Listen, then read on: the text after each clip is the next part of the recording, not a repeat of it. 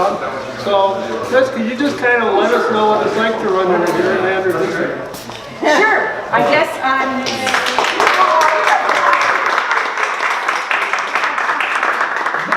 you know, I really miss you all. Some of you were like family to me for a year, and all we did was sleep together and drink together. And just so you know, I miss you. It was great. I ran against Howard Markline in 17. Thank you, sister. And I really thought I could beat the math. I was completely convinced I was going to win. I felt that voters understood how much Howard was voting against their interests. And I just was completely convinced. And I was wrong. But the other thing I didn't count on was the money. Between the money and the mass, it is really insurmountable to get new voices. And I will say, we're going to talk some tonight about just how polarized things have become. These folks who are going to share with you tonight have been friends. We're friends in the legislature on different sides of the aisle, got along, still get along, have great stories about how they got along. And some of why we don't see that now is because the gerrymandered maps and the money that was doubled in 2015 make it so that you are siloed because you're very safe and you're very tied by strings to the money that is supporting you. And so you get this very polarized discussion that, one, isn't productive and isn't real. I mean, I'm on the county board. How many of you all serve in local government? So you know, it's very political. It's not that it's not political, but we do not split along party lines. And our alliances change over time. I'm on the county board in Lafayette, and we have alliances, but you don't really have permanent enemies or permanent friends to some degree, right? You move around a little bit based on what issues you're dealing with. And that's how you come to real productive solutions for your community. And what we're seeing now at every level of partisan offices is that things are so siloed because seats are so very safe. Why would you serve your constituents instead of your donors if you're completely safe? And I don't know how long you want me to talk for, but I will bring up another issue that's kind of along those lines. I don't know if any of you get Howard Markline's newsletter or The Country Today, but in the middle of the power grab, lame duck legislation discussion, Howard got a lot of phone calls and emails in the negative.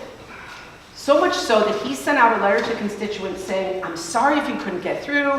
The lines were so busy, our phones crashed, we just couldn't get back to you, and we're sorry. It's because of statewide special interests. We're crowding our phone. The next email, after he voted yes for everything, when Todd Novak in the same district voted no because he said so many constituents called him and were against it. Howard's next newsletter was all about hate mail. How he's so disturbed by the hate mail that he's getting. There's signs in Spring Green that say hate has no home here, and yet he keeps getting hate mail in his, hate mail messages. Well, he voted against his constituents. So he's getting messages saying, I didn't like your vote, and he's calling that hate mail. And that recently got picked up by The Country Today. Heidi Clausen, the editor of The Country Today, read Howard's newsletter and was overcome with grief that we're so divided that Howard would be getting hate mail. Well, you know what? That hate mail was for constituents who didn't want that power grab to be passed. And yet, Howard is safe in doing that. Safe in voting against his constituents. There was an open records request. He got 1,000 plus messages against and 40 for. Now, you're not going to see that. It's not published in the news. You'll only see it if you're on my Facebook page. You should get on my Facebook page. Chris Marion from South Francisco. And so we're in this place largely because of what these guys are going to talk about today. And we are going to have better government if our legislators have to answer to us more than they have to answer to their donors. So thank you all for being engaged. It's awesome that you're here. More of you is what we need. So thank you.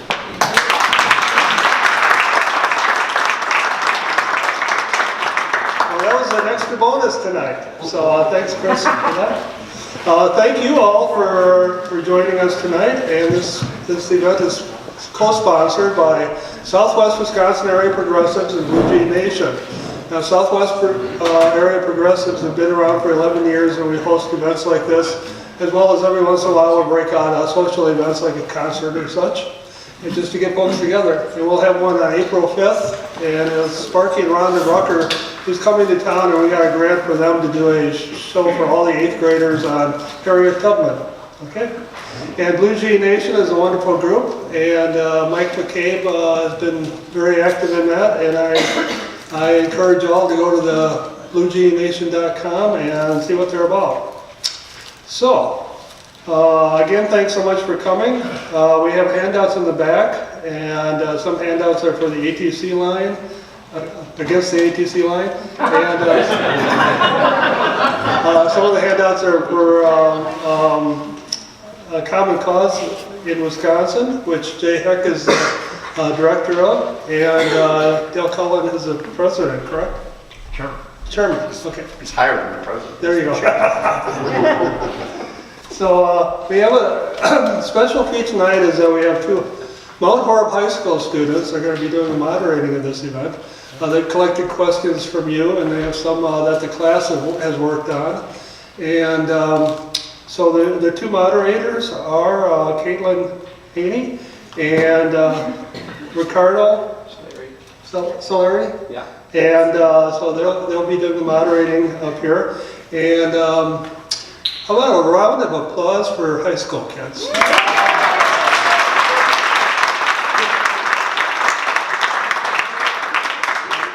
Yes, thanks so much. So we have three very distinguished panelists tonight. Dale Schultz from Richland Center area, and if I get my cheat notes here, Dale is a Republican and served in the Senate, and we have Tim Cullen, who is a senator that served from 1974 to 1987. And then again in 81 through 90, No, 2011. 2011. 2011 through 2015. Right. And so both of these folks together have 64 years of experience in state politics. So how about it?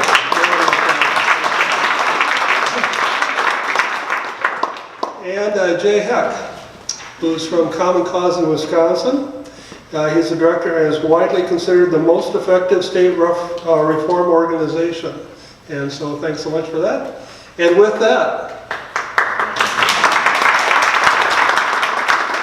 I'd like to turn it over to Caitlin and Ricardo. Thanks so much. Okay, so the first question. I'm really short. Okay, how do we find out which Republican legislators oppose gerrymandering so we can reach out to them?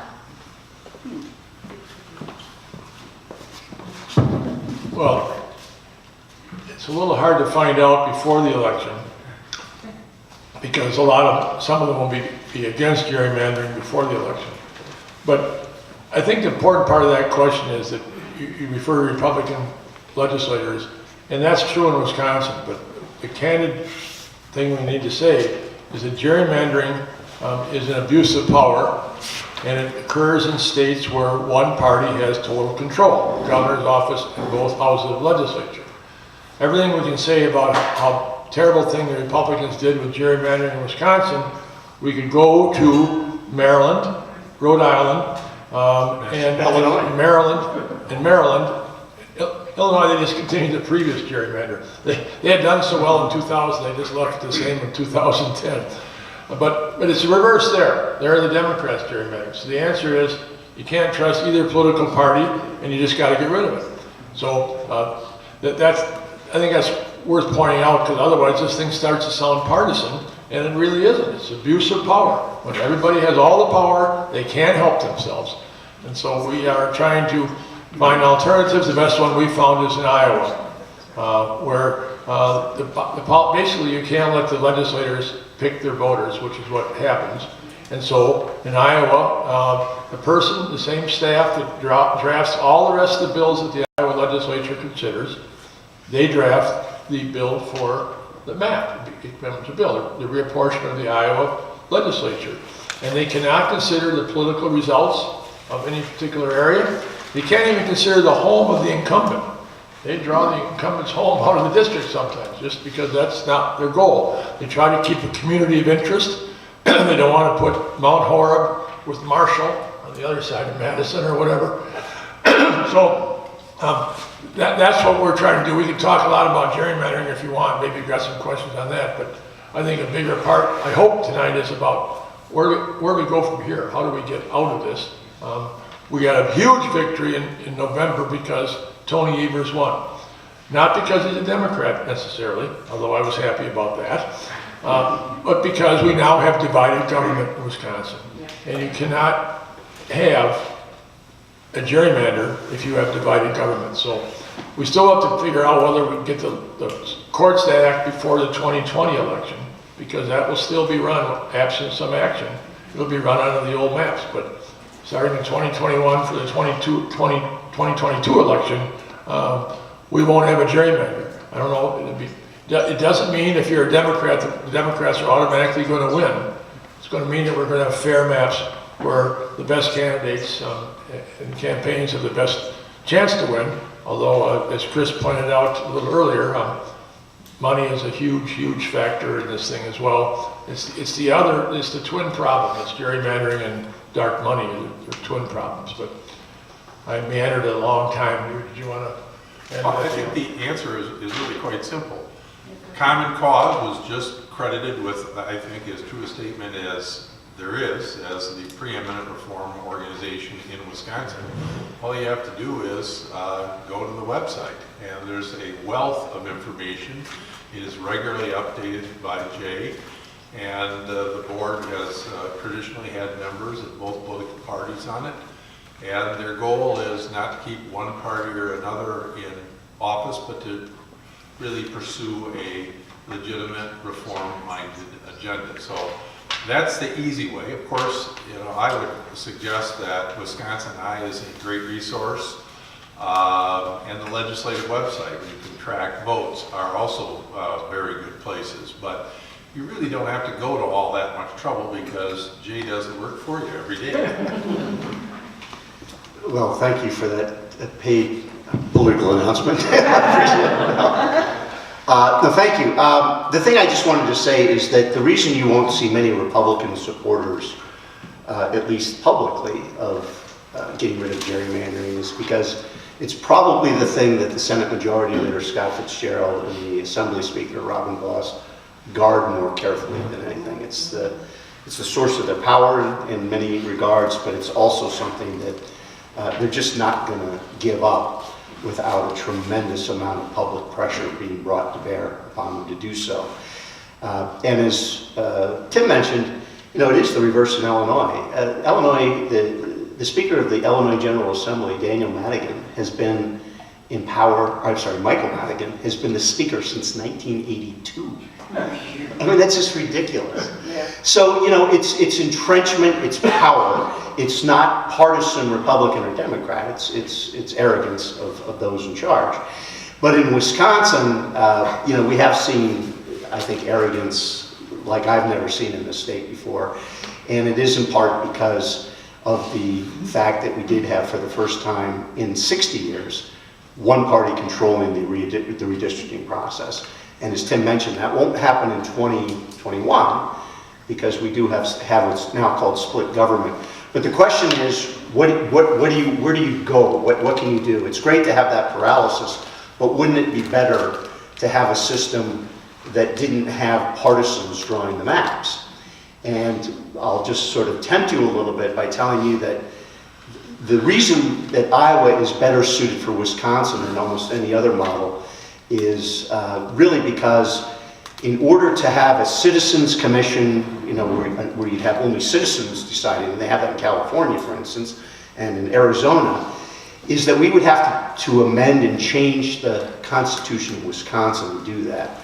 Because the Constitution says the legislature shall determine the maps. And the only thing harder than trying to get a public hearing in the Capitol on redistricting reform is trying to pass a constitutional amendment of that type. And so the Iowa model doesn't require a constitutional amendment. It requires simply an adoption of that system, because the legislature still has the final say. They still vote up or down on the maps. They can't amend them. But it's the Nonpartisan Legislative Reference Bureau in Wisconsin that actually draws the maps. And they do it to a set of very strict criteria. It's not like they just sit in a room and say, let's do this. As Tim touched upon, they try to keep communities of interest together.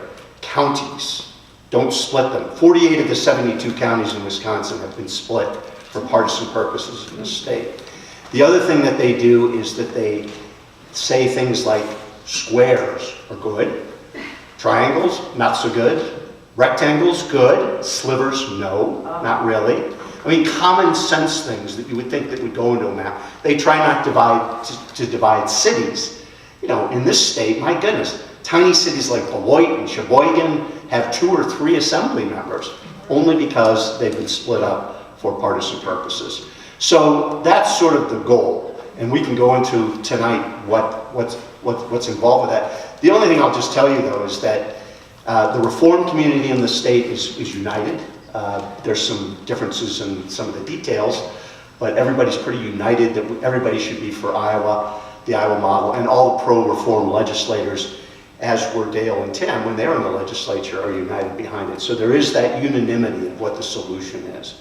The question, of course, is how do we get there? I wanted to say, first of all, when Tim and I first started going around the state, and I think we've done about 60 meetings like this, from one end of the state to the other, and sometimes we've been back to communities again, we had to explain everything to people. No one really understood what gerrymandering was, and so we had to talk about Elbridge Jerry and you know, how it got the name gerrymander, etc. And it was a lot of work, and it was interesting to us because people really understood it and they paid attention and they got involved. And we've had a true grassroots uprising in Wisconsin, and in the latest Marquette poll, 62% of the Republicans and Republican-leaning voters are in favor of getting rid of gerrymandering. Now, I want to just be clear, as Tim said, this is not really a partisan issue. It is because we have the latest gerrymandering in Wisconsin was done courtesy of Republicans. But before the Republicans owned state government, the Democrats did. And there was a number of individuals who strongly urged Governor Doyle and the Democratic legislators to pass this reform. But like Republicans, you know, they share that greed for power and the golden handcuffs, and they thought they'd be in power forever, and until they weren't, in which case the sky started to fall. So my point is, as you talk to people about this, it's important to remind them that there aren't any clean hands in this. Everybody's got their hands a little bit dirty, and the only people who really suffer are the voters, who wind up being picked, as Tim mentioned, by legislators, rather than them having the opportunity to pick their representatives. So I guess I tell you that because this truly isn't partisan, but I also think it's important for you to realize your involvement has made a huge difference, a huge difference. And I think we are at a point where it is possible to get this job done, but we got to watch everybody, not just the Republicans, not just the Democrats. We have to watch everybody and hold their feet to the fire, get them making public statements and being on top of them when they do make public statements. This is not something somebody should be undecided on. All right, thank you guys for those views. I totally forgot to mention this, I'm so sorry, but we're going to allow only 10 minutes for the discussions after each question. So if you guys want to time yourselves, we have a clock right up there. Good luck with that. I think it's valuable when I'm like taking the ACT or something to always have a clock. So think of it like the ACT. I know it's been a couple years. Okay. Half a century. I took the SATs. Oh yeah, SAT, ACT. All right, so the next question is, There is a group in Iowa County interested in passing a fair maps resolution. How would you go about encouraging the county board members to vote on the resolution? I think it's, the key thing is not to let it become partisan, because in this tribal world of ours, people, the first thing they want to do is check where the information is coming from. Is it from a member of my tribe or not? And you know, I'm sorry, but that's the way it is, and it's true for Republicans and Democrats and a whole lot of other groups that exist out there. I think education is the key, and to be calm and to appeal to the problems that local governments have had, because this has been imposed from the top rather than being built up from the bottom. And when you put it in those terms for local government, the light goes on pretty quickly. And if you can keep the partisan bent out of the question or the resolution, I think that helps a lot.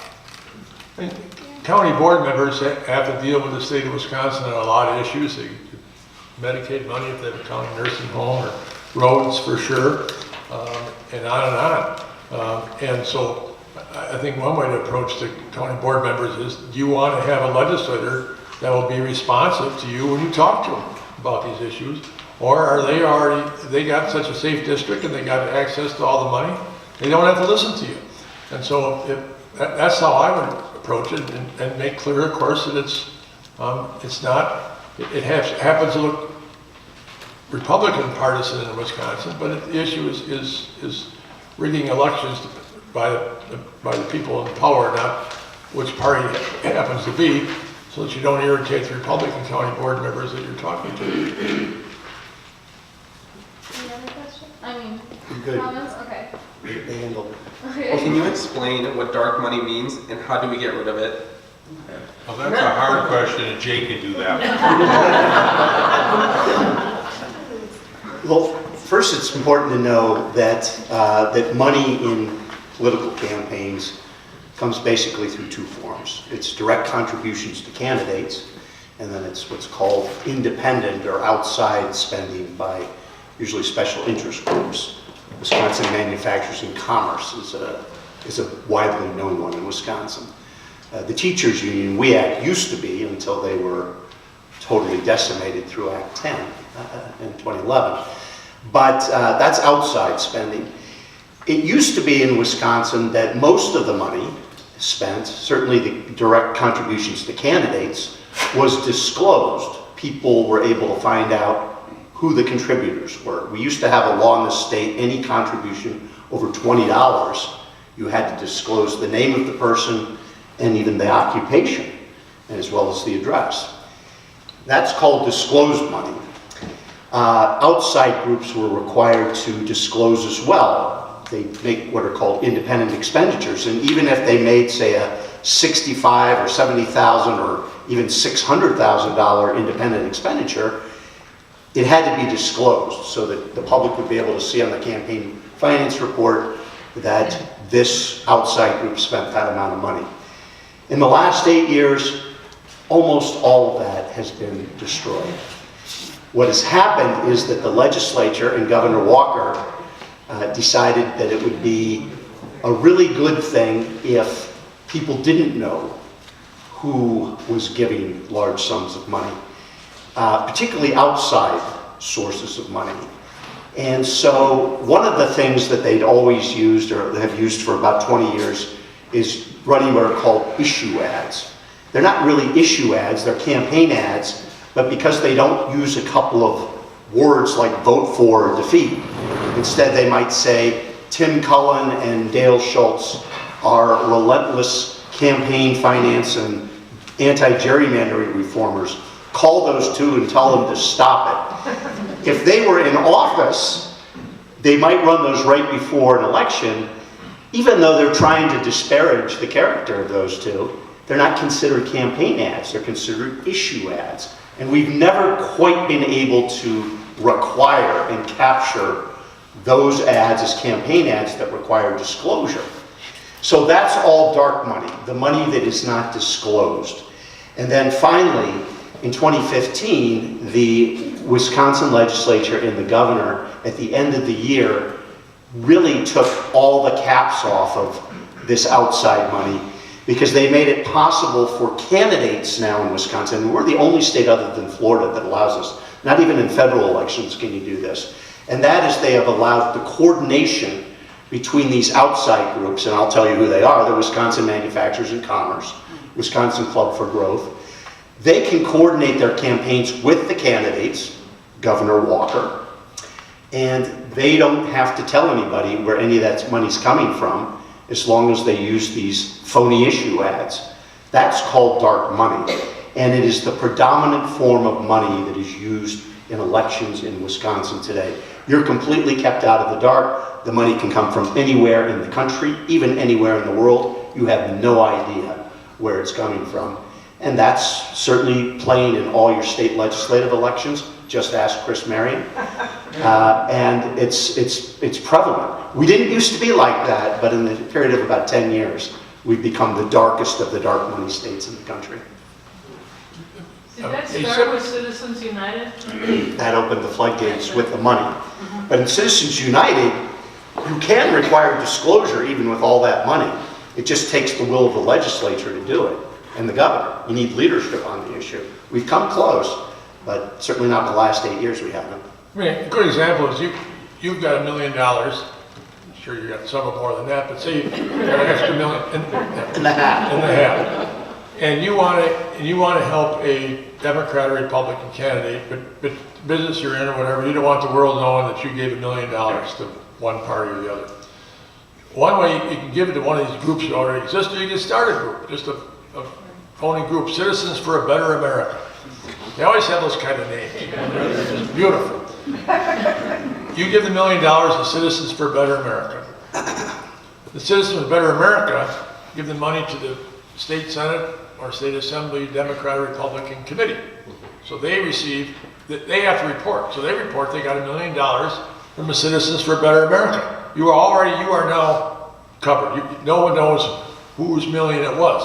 No one who votes knows whose million it was. Then, once the money goes to the state Senate Republican campaign committee or Democratic campaign committee, then the leader, this is part of the consequences of gerrymandering, leaders get this control over their members. Right. They get controlled because the primaries are the whole deal, not the November election. They then give the money to state senator so-and-so or state senate candidate so-and-so, and they report they got, each one got, 10 of them got 100,000 each of your million, and they each report that they got $100,000 from the state senate Republican committee or state senate Democratic committee, depending on which party. The public, that's all the public knows. They go, that makes sense. Why wouldn't the state senate Democrats give to a Democratic candidate and Republicans a Republican candidate? And so no voter knows about that, anything wrong with that money. But I can assure you that those two legislative leaders know exactly what you want. They know that it came from you through that committee that you were set up, and they know what you want. And I can assure you that those legislative leaders tell the candidates what you want with the 100,000 that 10 of them got from you. That's actually what goes on now. The other thing is, the cap on a contribution to the governor in Wisconsin was always 10,000. These folks raised it to 20,000 because they said inflation. But that's only the beginning. So now you give the governor $20,000, Walker or Tony Evers $20,000. That's not the end of the money you can now give. You can now give to either political party an unlimited. It's unlimited amount of money. If you had $100 million, you give $100 million. And then the political parties then give money directly to the candidate, the gubernatorial campaigns of, in this past election, Walker and Evers. So trying to track this down, it all becomes, it truly is dark money. And like I say, the only people that don't know are the voters. Can I jump in here? The millionaire wants to say something. Yeah. Since I gave all this money, I might as well ask a question. Yeah. I want to ask a question from the other side. It's something that's been bugging me for a very long time. What in the world is all this money being spent on? Do TV commercials really cost $100 million? TV commercials cost a lot. There's now a whole new industry of staffers. who make a living moving from campaign to campaign. And they come in and they take over, and they know more than the local folks do because they ran some campaign in Ohio that lost 2 years ago. That's amazing. I mean, losing campaigns they've run, and they still get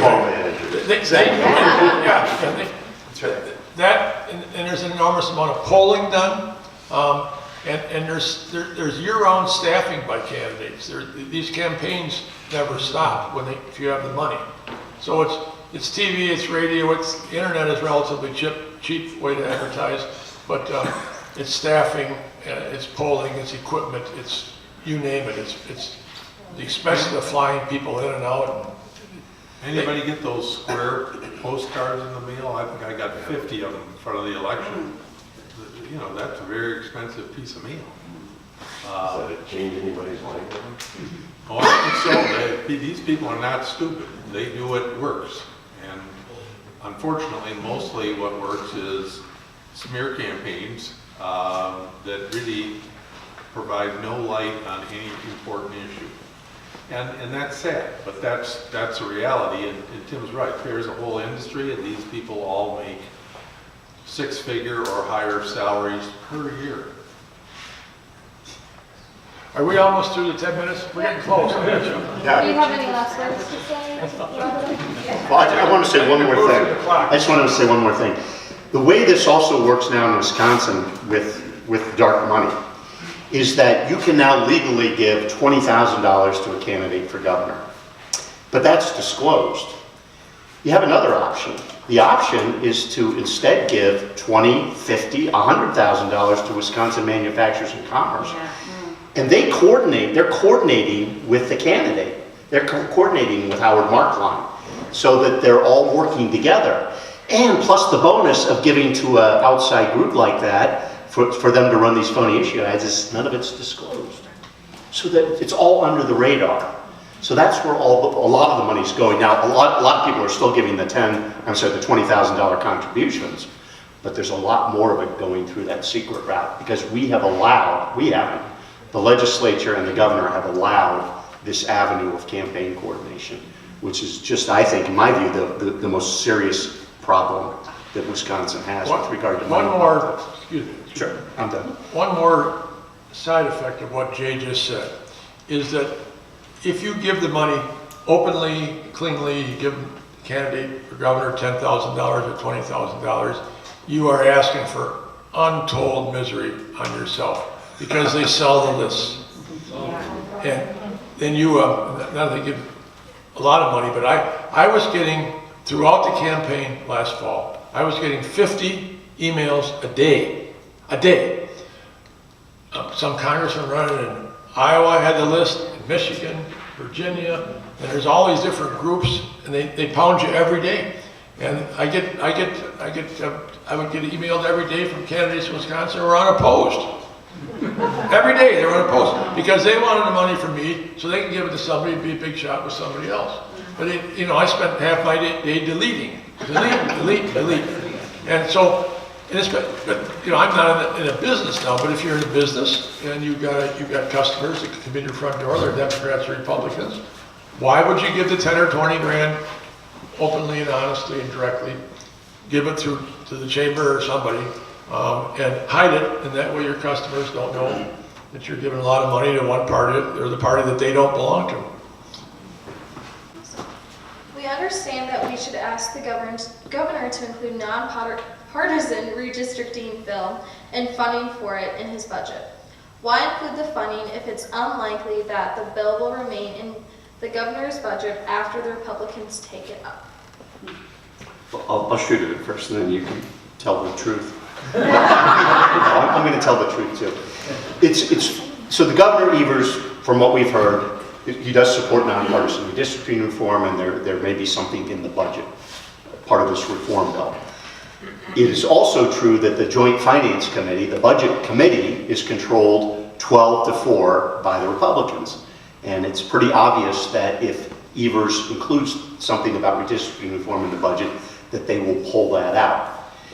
The reason it's important to do it, though, is it's another point at which the issue is raised and the public is made aware of the problem. I mean, so much of what we do is to educate the public about what's being done and how this system works. And so if you put a reform like this in the budget, and then there's a roll call vote to take it out in the Joint Finance Committee, well, then you'll have people on the record opposing getting rid of partisan gerrymandering. And it also educates more people. So, you know, we're not under any illusion that this is going to fly through the Wisconsin legislature, but we want to raise the visibility of the issue at every point and put people on the carpet. Yeah, I think it's important to go back to that poll that I just mentioned. When we started out, there wasn't overwhelming togetherness between both political parties around the issue. There is now. Yeah.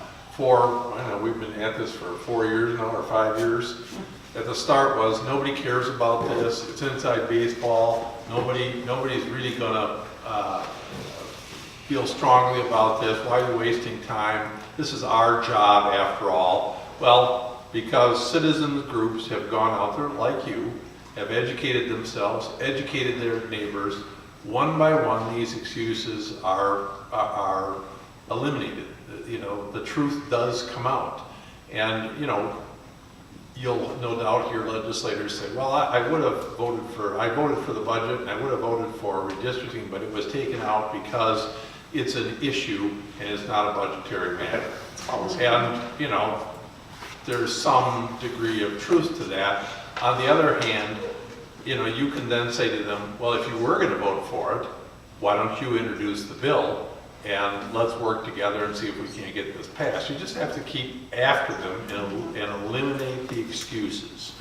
And, you know, getting Governor Evers to put it in the budget, well, if that doesn't work, maybe he'll put together a bipartisan commission to draft a bill and to take public testimony around the state, put more spotlight on it, and make it harder and harder for legislators of either political party with their nefarious reasons for doing what they do to escape accountability. And we're making progress. And, you know, most things in life, you know, are a product of hard work. You know, it has a direct correlation on its success.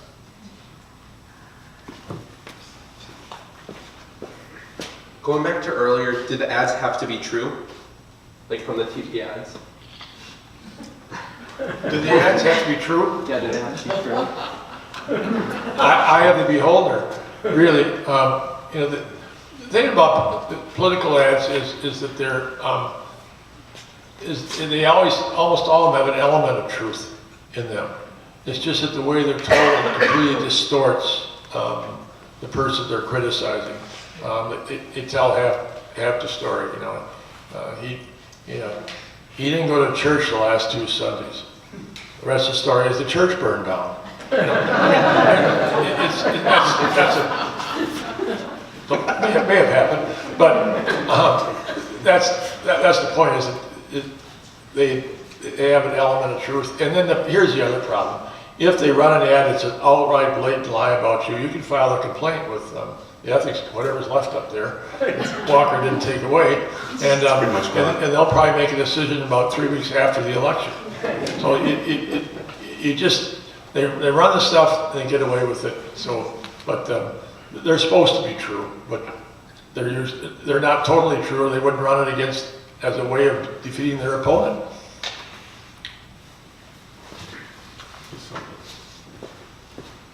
Can you give your view about Act 10 and the possibility of a repeal or reversal? Well, let's stay where you are. I was the lone Republican in the state Senate that voted no on Act 10.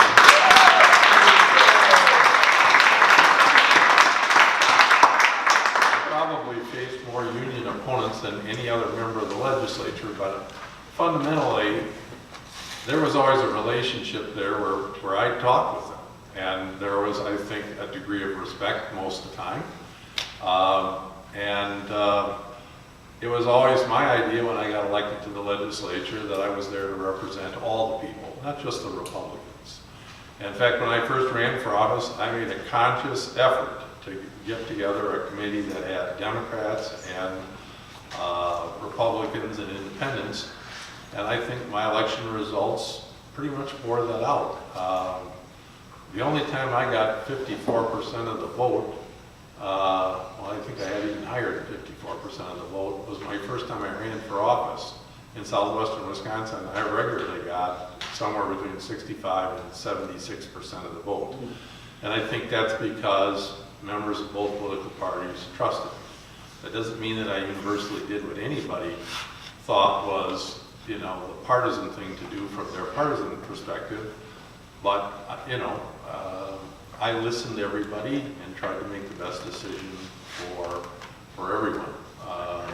And I'd like to see more of that because, believe me, when you look at people's interests around the state, they don't fit neatly in the political parties' agendas. In fact, at one time we had about a third of the people in Wisconsin lived in cities, a third in suburbs, and a third in rural areas. The problem was this: all the Republicans were lopsidedly in the suburbs, the Democrats were lopsidedly in the cities, and the rural areas were split about 50-50. Well, if you can manage to make everything a partisan issue, who is the guaranteed loser every single election? The people in rural areas. We had to have an ability to cross party lines to do what was in the interest of the communities we represented. And for a long time that worked very well until we had this extreme tribalism. And I would say both sides were equally guilty of discouraging thinking and looking for a Pavlovian response. Well, when they introduced Act 10, and they were going to try to, their plan was to introduce it and have hearings in one house, get it out of the committee, on the floor, pass that house, to the other house, hearing, committee vote, pass at the other house, all in a week. That was their plan. So I, you know, not being completely certain, I thought, well, I should go, who should I go listen to? I thought, go to the land of Lincoln. Why wouldn't you really go down to Illinois and see what you can learn about what Abraham Lincoln went through? 14 of us wandered down there For inspiration. for inspiration. And actually, we found out, by the way, we didn't know this, we didn't find it out in Illinois, but we found out that, you know, they were calling us that we were not doing our job and we were running away and we were on the lam, and they'd call us every name in the book. But we found out that they're a hero. None other than Abraham Lincoln. When he was in the Illinois State Assembly, their version of the State Assembly, he was trying to kill a banking bill that he was against. And the way he was trying to kill it was to avoid a quorum, which is exactly what we were doing by going to Illinois. However, when I went to Illinois that day, I walked out the front door of the Capitol and got my car. Abraham Lincoln jumped out of a window. The legislative building had burned down. They were in another building temporarily, so the windows were low enough. He jumped out of a window of the legislature and took off down the street to avoid a quorum. The problem was we didn't know that early enough, because that was the greatest story we could have ever told. But, I did. you didn't tell me though. So anyway, there's a lot of bad things that happened back 10. But the worst one, and it's going to emerge each of these ongoing years, is that the whole effect of Act 10 was to demean the profession of teaching. Because he turned teachers, not into the person who teaches your child or your grandchild. They turned teachers into union activists who were skipping school to campaign at the Capitol and all that stuff. And they succeeded to a significant degree, and the more you get out of the cities, the more they succeeded. And what has that meant? It has meant fewer and fewer young people choosing to be teachers. We have a teacher shortage today. We're going to have a bigger one by 2020 and 2022. I know the numbers from UWM in Milwaukee, only because I was over there talking to the chancellor. And to give you an idea what happened, he gave me the numbers of the students in the School of Education at UWM, and I found, without having the numbers, that it's very similar at other four-year campuses around the state that have a School of Education. They had about 3,000 students in the School of Education in 2010, the year before Act 10. By 2016, which was when I got the numbers, at 3,000, students in the School of Education had dropped to 2,000, going down about 150 a year kind of. So that's 1,000 fewer people just at that one school in Wisconsin where students going to UWM chose not to do a teaching career. They didn't see it. They didn't see respect, and they didn't see pay raises. And you like to have respect, a lot of respect, but you also like to be able to have children and feed them. And they usually want food that costs money. So that's just one example. And that slowdown of students becoming teachers has this gradual impact. It has an impact as more and more older teachers retire and there's not the great teachers to replace them. That's the great long-term serious damage of Act 10, far beyond the money that teachers had to pay more for health care and pensions. That was cruel too. If they wanted the teachers to pay more, or the other public employees, they could have phased it in over 5 years and had it be a gradual impact on their paycheck. They did it all in 1 year. And then they limited their pay raises to the Consumer Price Index, which for a couple of years was 1.4%, 1.6%. So they not only whacked them for $5,000 a year more for pension and health insurance, they made it impossible to get a pay raise. Well, these kids getting out of high school are not so stupid, maybe the brightest generation ever, I don't know. But they could see that. They saw what was happening. They go, so am I going to choose that profession where I'm not probably going to be able to, support my family and have maybe the children I want to have, or as many as I want to have? It's just a terrible, terrible thing that was done, and nobody seemed to care that was coming. It was all about, we're going to destroy the teachers union because they're funding the Democratic Party, and that is something the Democratic Party paid a big price for. Was overly dependent on the teachers union for money, and paying for it up to today, really. Well, people should know that I did try to put together a substitute that would be acceptable to both sides, but it became apparent as the days and weeks went by that the governor was in no mood at all to negotiate because Tim and Senator Bob Jouk did try to negotiate something with some of the governor's staff. My efforts were so successful, everybody wanted to recall me. Because you were either with us or against us. But, traditionally that's how law has been made, was certainly made in Wisconsin. It was a matter of compromise. And, unfortunately now we've got this, not only do I have to win, the other side has to definitely lose. There are no win-win solutions. And the sad thing about that, people realize, is you're not always going to be in power. And, payback, as is said, is a bitch. And how does that advance our society's agenda? Aren't we better off sitting down and reasoning with one another what's a better way to move forward? And that's what I've always believed. I think that's what my constituents believed, and unfortunately, we didn't carry the day. But I suspect that if more people dive into more and more issues, and we're beginning to see that around the state, a lot of great forums on local control and things like that. I think I'm an optimist. I think it's going to come back because I think most people know what we're doing right now does not work, and people are frustrated. I just want to add, is it over? Just a very quick point. The one thing about Act 10 that I think a lot of people don't ever really focus on, and I think for good reason, it was something that the Republicans in power wanted most and really enunciated the least, and it was touched upon here. They didn't want to destroy the funding source of the Democratic Party. They wanted to turn Wisconsin into a one-party state. We were traditionally the most evenly divided two-party state in the country in so many elections and on so many issues.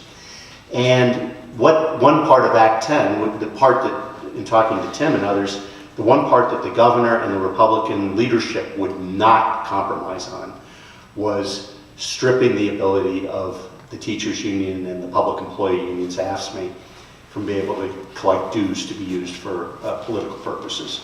and in doing so destroyed the political power of the teachers union and AFSCME. But it's not as if the Republicans said, okay, we're also going to disarm. But they went in the opposite direction. And so through the force of a lot more money, through gerrymandering, and then finally through enacting the most extreme, the most restrictive voter ID law in the country, more restrictive than Mississippi or South Carolina in terms of the kinds of ID that you could use, they largely succeeded. Although the 2018 election would suggest that there's been sort of a reversal, and that all the attempts to make this a one-party state perhaps aren't succeeding. And I think, like anything else, it's coming from below. It's citizens rising to get control of their government again. So that's a good sign. Do you consider a repeal or reversal of Act 10 possibility in the next 2 or 4 years? No. Not as long as Republicans control the legislature. That's it. They will not. Are there some pieces of it? I always thought that unions ought to be able to negotiate workplace safety. I thought that was something that made sense to people. So are there some pieces of it? Possibly, but that's what gave them the power they've had. I think it's highly unlikely that things will go back to being the way they were before.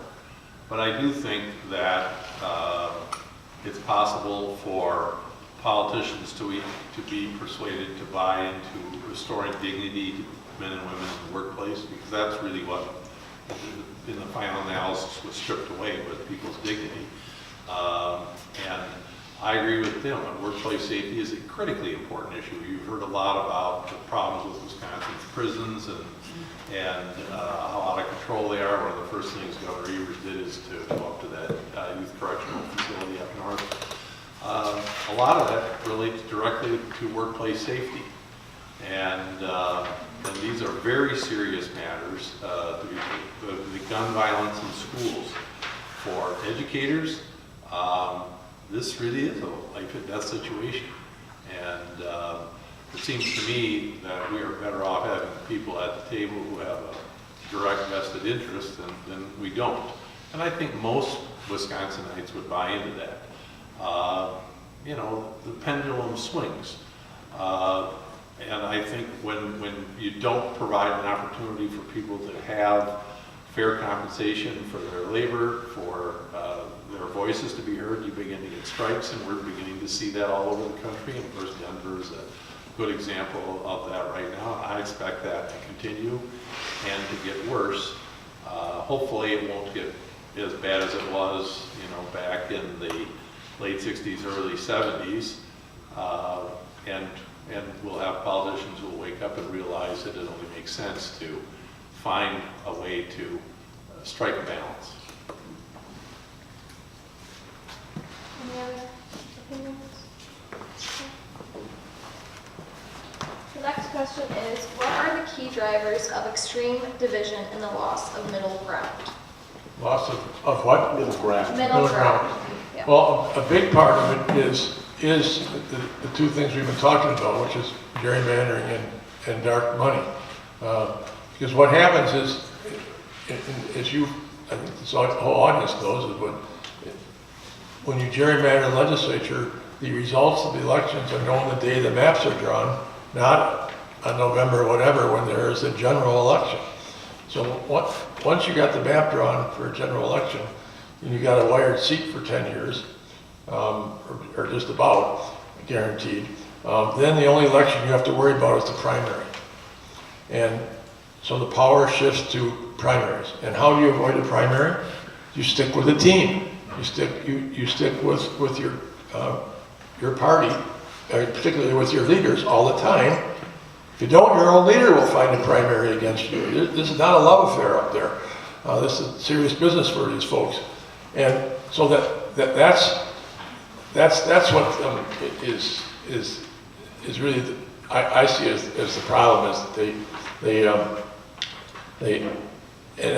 so then how do you avoid, if you stick with a team, what are you trying to avoid? Well, how do you do that? Well, you vote with the team all the time. And you don't get called a moderate, and you don't get called a compromiser. You know, being called those words can get you a primary opponent in today's world. And that can happen in actually in either party. It's more important right now in the Republican Party because they have the majority. But this business of just, you know, avoiding that primary at all costs. Legislators don't like competitive elections. They're kind of a pain, you know, they're a little bit of an irritant, for crying out loud. They have a title. Why would they have to run for office and, you know, shake hands with people? That's a big part of the problem is the system which makes the primary the key election. And by the way, last November, part of what it's worth, it's a little bit off this, but do you know that every incumbent in both parties, in both houses, won, except for one. And that was Kaylee Frostman up in the 1st District, who had got elected in a special election in June, never saw the inside of the Senate chamber, and got beat in November. In a gerrymandered Republican seat, he happened to win a small turnout special election. But he got a job